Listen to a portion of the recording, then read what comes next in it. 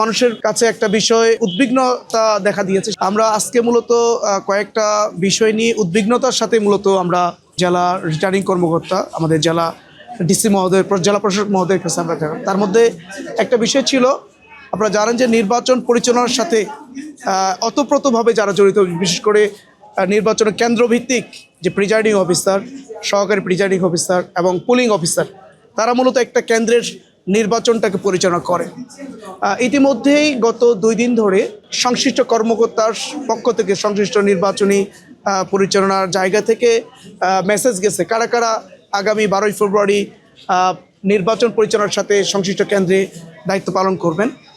এইগুলো পর্যালোচনা করে দেখা গেছে মানুষের কাছে একটা বিষয় উদ্বিগ্নতা দেখা দিয়েছে। সেটি হলো, একটা রাজনৈতিক দল একেবারে স্পষ্ট করে যদি বলি তাহলে বিএনপির আদর্শের টিচারদেরকে এক্সট্রিম মশার কয়েল প্ল্যান্ট ফাইবার দিয়ে তৈরি, তাই সহজে ভাঙে না, সুগন্ধিযুক্ত ও নিরবিচ্ছিন্নভাবে জ্বলে। ডেঙ্গু, চিকুনগুনিয়া বাহি সহ যে কোনো মশার বিরুদ্ধে দেয় এক্সট্রিম সুরক্ষা। এই প্রিজাইডিং, সহকারী প্রিজাইডিং এবং পুলিং অফিসার হিসেবে তাদেরকেই অধিকাংশ জায়গায় তাদেরকে প্রায়োরিটি দেওয়া হয়েছে, যেটা একটা সুষ্ঠু গ্রহণযোগ্য নির্বাচনের জন্য মারাত্মক প্রতিবন্ধক। এজন্য আমরা রিটার্নিং কর্মকর্তা জেলা প্রশাসক মহোদয়ের কাছে আমরা বলেছি বিষয়টা সুষ্ঠু তদন্ত সাপেক্ষে যেন এই বিষয়টা পুনর্বিবেচনা করা হয়।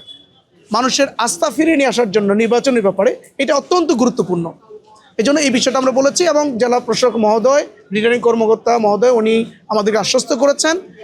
আমাদের এই অভিযোগগুলো ইতিমধ্যেই ওনার কাছেও এসেছে, উনি এগুলো খতিয়ে দেখছেন, তদন্ত করছেন, তদন্ত সাপেক্ষে এগুলোর ব্যাপারে সুষ্ঠু ব্যবস্থা তিনি গ্রহণ করবেন ইনশাআল্লাহ।